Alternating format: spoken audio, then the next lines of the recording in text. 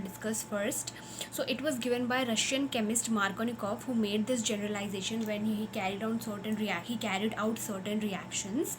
What this rule says, this rule states that negative part of adding molecule gets attached to that carbon atom which has lesser number of hydrogen atoms, or more specifically to the more stable carbocation. तो इसलिए क्या बोल रहा है Markovnikov rule में कि अगर कोई भी एक एडिंग मॉलिक्यूल है, अनसिमेट्रिकल रिएजेंट है, तो जो नेगेटिव पार्ट होगा रिएजेंट का, that will be attached to the carbon which has less number of hydrogen atoms, या फिर उस कार्बन पे अटैच्ड होगा which forms more stable carbocation.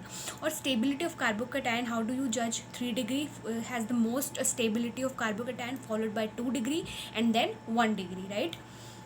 तो यहाँ पे एक एग्जांपल मैंने लिया है CH3 CH double bond CH2 plus HBr. Obviously इसमें हाइड्रोजन के पास पॉजिटिव होगा, ये ब्रोमीन के पास नेगेटिव पार्ट होगा. ऑब्वियसली सबसे पहले HBr एसिड है तो वो H प्लस देगा. तो यहाँ पे 2 टाइप के कार्बोकेटायन फॉर्म हो सकते हैं, एक तो CH3 CH2 CH2 plus Br minus. तो ये प्राइमरी कार्बोकेटायन है, क्योंकि अब आप डिग्री ऑफ कार्बोकेटायन एक बार मैं फिर बता देती हूँ कैसे देखोगे आप. CH2 प्लस मतलब कि ये कार्बोकेटायन से कितने कार्बन अटैच्ड है? एक ही, तो it means it is primary. दूसरा यहाँ पे सेकेंडरी कार्बोकेटायन बन सकता है. अगर कार्बोकेटायन यहाँ बने CH प्लस, तो ये 2 डिग्री कार्बोकेटायन है, क्योंकि इस कार्बोकेटायन से 2 कार्बन अटैच्ड है, 1 2. ठीक है, तो ये सेकेंडरी कार्बोकेटायन है. प्लस Br माइनस, तो ऑब्वियसली सेकेंडरी वाला is more stable, as we know कि 3rd डिग्री सबसे ज़्यादा होता है, 2 डिग्री फिर 1 degree, right. Then carbocation is attacked by Br minus to form a product. तो बेसिकली 2 डिग्री ज़्यादा स्टेबल है, एज आई हैव एक्सप्लेन्ड. तो Br माइनस ऑब्वियसली यहाँ पे अटैच होगा, so it forms CH3 CH Br CH3. This is the major product. तो हमेशा अगर आप नेगेटिव पार्ट को ऐड कर रहे हो, ये तो मैंने मैकेनिज्म बता दिया. You don't have to follow, like you don't have to draw the whole mechanism when asked you in the question. What you need to do कि अगर मार्कोनिकॉफ रूल है तो हमेशा जो negative part of adding molecule है, add it to the one to that carbon which forms more stable carbocation. that will be the major product. और जो दूसरा होगा वो होगा minor product. ठीक है, so this was Markovnikov rule. Next is anti-Markovnikov rule. So anti-Markovnikov rule is also known as peroxide effect or Kharash effect. Addition of HBr to unsymmetrical alkenes like propene takes place in presence of peroxide, contrary to Markovnikov rule. तो ये basically just opposite होता है of Markovnikov rule, and इसमें जो main चीज़ present होना चाहिए वो होता है कि peroxides present होना चाहिए, and addition of HBr takes place in the presence of peroxide. occurs only with HBr, not with HCl or HI.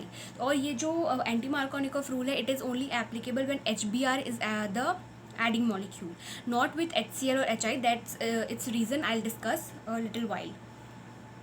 So again CH3 CH double bond CH2 plus HBr, ये benzoyl peroxide के presence में है, मतलब कि anti Markovnikov rule follow होगा. So it forms CH3 CH2 CH2 Br. This is the major product which is 1 bromopropane. Now let's have a look at the mechanism. I'm explaining the mechanism so that you can have a more clearer idea. You don't have to follow the whole mechanism in the exam. You need to save time, right? So just see how the product forms. Okay, let's have a look at the mechanism. So this is the benzoyl peroxide. सबसे पहले homolysis होगा. So it forms 2C6H5 C double bond O radical. फिर यहाँ पे 2C6H5 के जो है radicals बनेंगे और CO2 गैस लिबरेट होगा.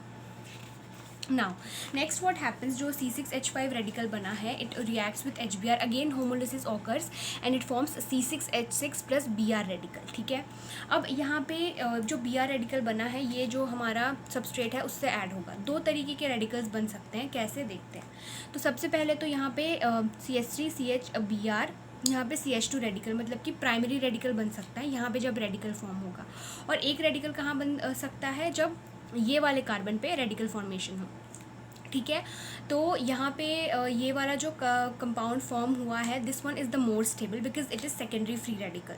तो सेकेंडरी फ्री रेडिकल ऑब्वियसली ज़्यादा स्टेबल होता है. नाउ व्हाट हैपेंस, ये जो CH3 CH radical CH2 Br, इसका रिएक्शन होता है HBr से, again homolysis occurs.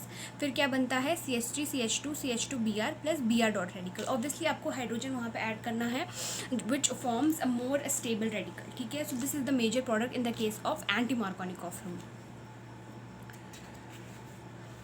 Minor product भी बनता है एज आई हैव सेड कि मार्कोनिकॉफ में ऑब्वियस मार्कोनिकॉफ में भी एक अगर मेजर है तो एक माइनर है, एंटी मार्कोनिकॉफ में भी वैसे ही होगा.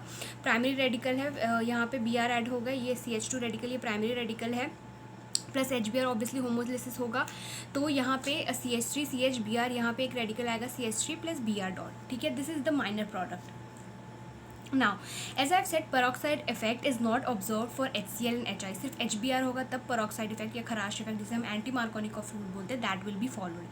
Why? Because HCl bond is stronger than HBr, hence not cleaved by free radical. तो HCl जो bond होता है it is very strong comparatively than HBr, तो वो इतना easily टूटता नहीं है, so it cannot be cleaved by free radical. That's why it is not like it does not happen with HCl. Talking about HI bond is weaker and iodine free radicals combine to form iodine molecules instead of adding to double bond. और क्या होता है HI के case में क्या होता है, वो बॉन्ड बहुत वीक होता है, और जो आयोडीन फ्री रेडिकल्स जो जनरेट होते हैं वो खुद से जो रिएक्ट करके आयोडीन मॉलिक्यूल्स बना देते हैं instead of adding to the double bond. That's why ये जो पेरोक्साइड इफेक्ट है, keep that in mind, I am repeating it again, it is only applicable when first of all peroxide present होना चाहिए and only with HBr. ठीक है, तो this was anti Markovnikov rule.